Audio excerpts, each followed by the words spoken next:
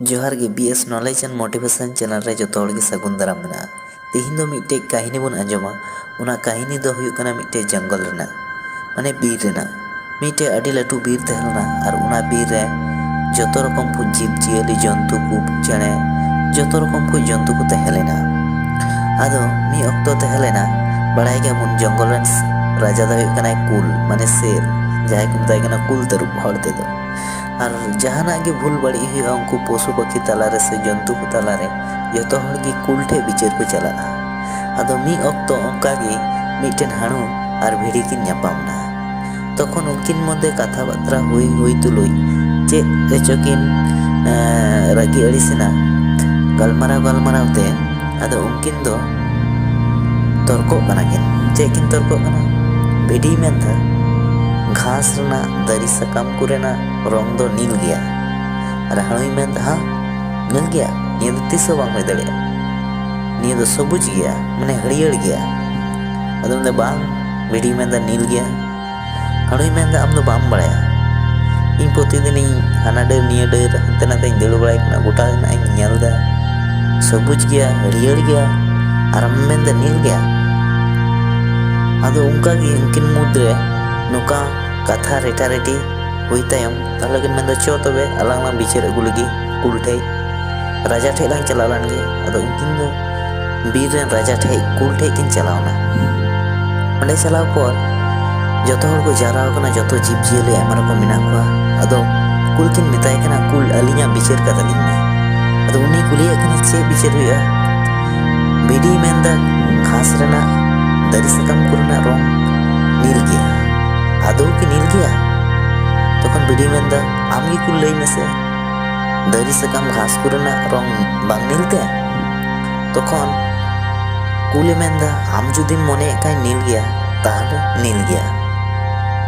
उना main केते उनी भिडी दो अडी रस्का दोन दोन ते अडी रस्का कना। आदो तखन मेनदा भिडी ताहले नुई दो सजा माय में कुल तखन उनी कुल हाणु साब केते गे मिटे ओड़ा रे बंदी कदिया सजा एमा दिया। तखन दो भिडी दो रस्कते चलाव जमनाय तखन दो उनी हाणु दो रांगावते कुले मेताय कना हाँ निया दो चेल लकाना इंसाफे हुयन तमा चेल कम बिचार केदा आम दो।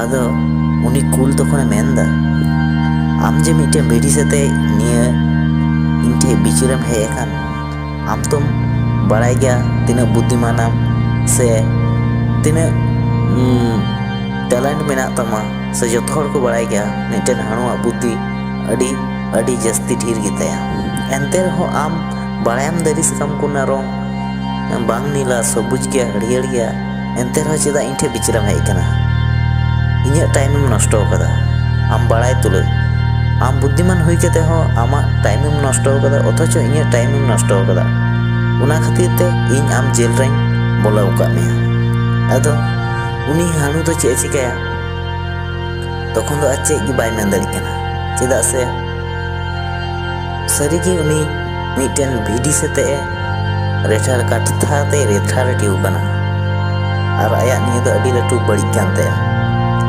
कति को ताहले निया काहिनी आंजम कते आपे चे पे बुझाव केदा चे माने शिक्षा बो ᱧᱟᱢ केदा निया काहिनी रना शिक्षा दो ᱧᱟᱢ केदा निया गे जे कोनो माने हर सते जे कोनो हर सते जहाँ कथा ना कोनो गुरुत्व बनुआ से जहाँ व्यापार ते एमन डिस्कशन चला कना जहाँ ना कोनो दाम गे बनुआ माने वैल्यू गे बनुआ जे फालतू गलमाराव चला कना बड़ाय तुले हो हयतो उना को जायगा रे बेसी कथा आलुम लया बांखाय चुपचाप थीर तहन में टाइम आलुम नष्टय तम फालतू गलमाराव रे। चेलका बुन बुझाव केदा निया कहानी कमेंट तलाते लई तबुन पे मा एनखान आरो नावा कहानी रे बुन ᱧᱟᱯᱟᱢᱟ। जोहार।